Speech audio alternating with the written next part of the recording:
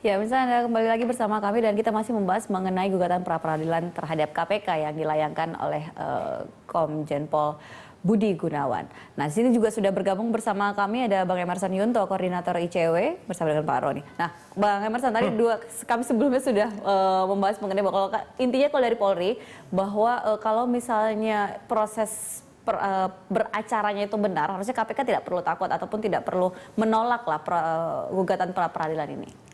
Ya, kalau itu sih memang itu kan argumentasi Polri ya. Kalau benar jangan takut. Tapi kita juga mempertanyakan apa alasan Polri untuk mengajukan pra-peradilan.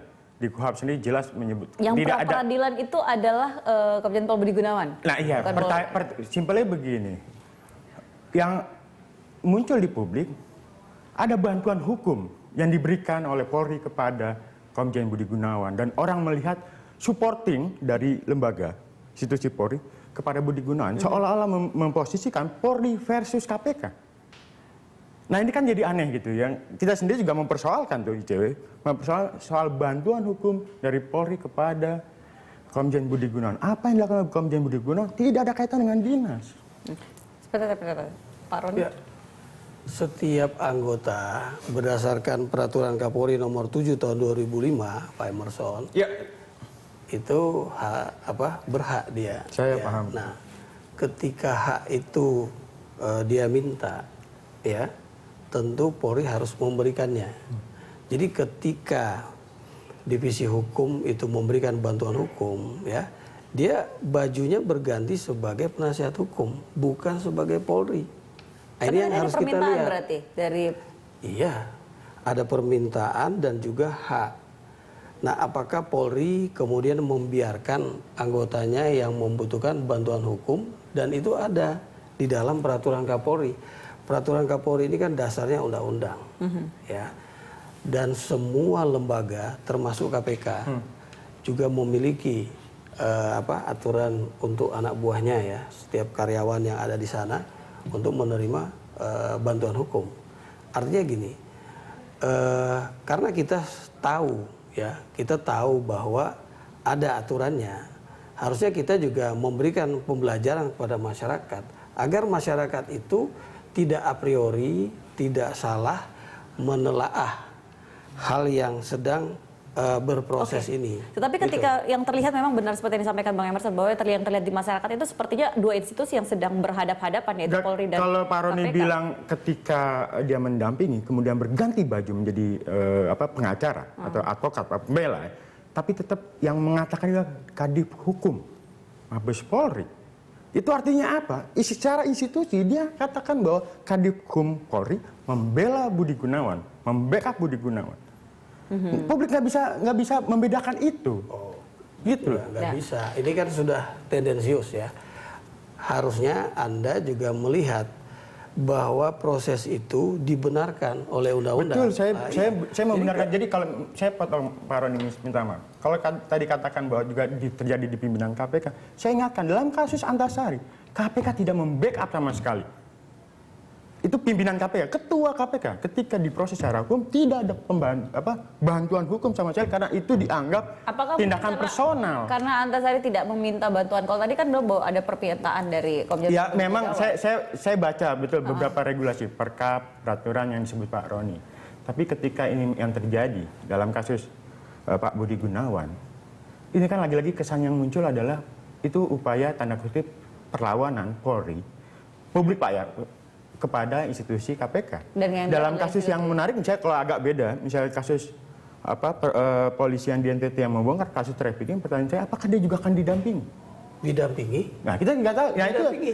Tapi Pak Emerson tidak melihat ketika Laborasitorus didampingi juga, tidak ada hal yang kemudian dipersoalkan oleh ICW.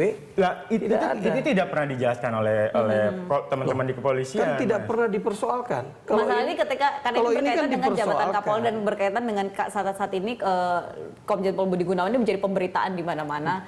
Iya, jadi gini, harusnya kita melihat proporsional dong. Oke. Iya kan, bahwa ini di media kan dibangun opini, ya kan, kemudian segala macam hal tentang proses penyidikan kasus di mana Pak Budi Gunawan sebagai tersangka, tidak ada informasi sekecil apapun yang tidak beredar di media.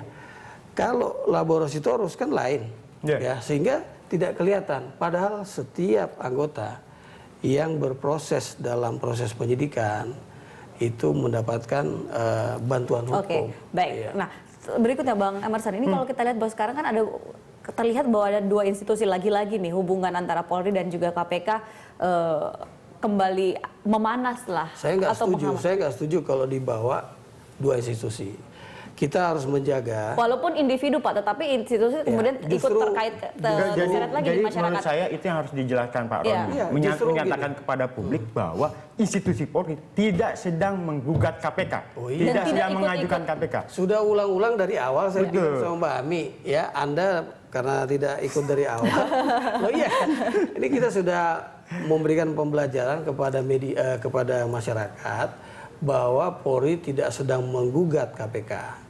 Tapi Komjen Pol Budi Gunawan sedang menggugat KPK di mana ada bantuan hukum dari Divisi Hukum Polri yang ikut di dalamnya memberikan bantuan hukum ya. Nah, ini sayang sekali waktu kita sebenarnya sudah tidak banyak lagi, tetapi Bang Emerson ini kalau bisa kita lihat kan juga KPK kemudian juga berhadapan dengan ada juga perang statement antara KPK dengan sejumlah anggota DPR seperti itu.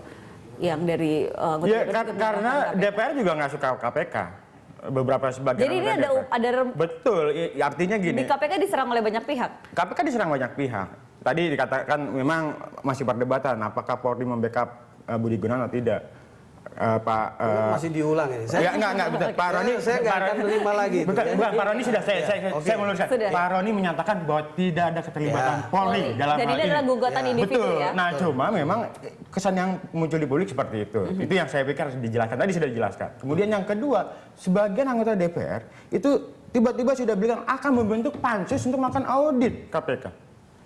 Kita nggak bisa pungkiri beberapa sebagian dari anggota DPR itu sedang juga dibidik oleh KPK dalam kasus Haji, dalam kasus SKK Migas, Ceger, beberapa kasus terlibat PON. Itu kan melibatkan institusi beberapa pimpinan dari institusi DPR. Yang akan muncul adalah ini akan ada pihak-pihak tertentu akan menjadi penumpang gelap. Mendorong KPK untuk itu. Kemudian juga mau oleh penumpang gelap. Harapan tadi saya sudah jelaskan sama Mbak Ami Emerson bahwa kalau KPK ini dalam beracaranya sudah benar, apa sih yang ditakuti? Justru ada pengawasan-pengawasan tadi menjadikan KPK semakin kuat. Dan KPK kan harus kuat di dalam pemberantasan korupsi. Tapi proses beracaranya harus benar. Dan kalau salah, kita harus akui kalau salah.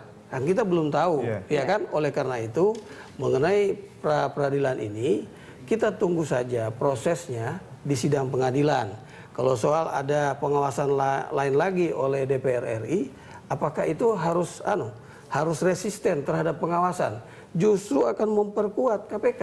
Yang harus diwaspadai adalah penumpang gelap, kalau kata Bang Emerson tadi. Jangan harus diwaspadai, tapi tidak resisten terhadap pengawasan. Ini kalau pemikiran saya.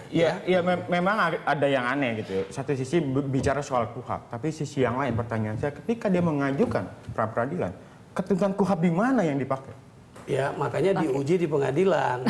Kita tunggu nanti seperti apa hasil pengadilan. Kita sama-sama ini nggak tahu apa yang diajukan oleh Pak Budi Gunawan. Ya, nanti kita akan lihat lagi akan seperti apa perkembangannya ke depan. Terima kasih Pak Roni, terima kasih juga Bang Emerson. Mohon maaf waktu kita sudah habis untuk dialog pada pagi hari ini. Dan pemirsa, kami akan segera kembali dengan informasi lainnya sesaat lagi. Tetap bersama Jurnal Pagi Berita 1.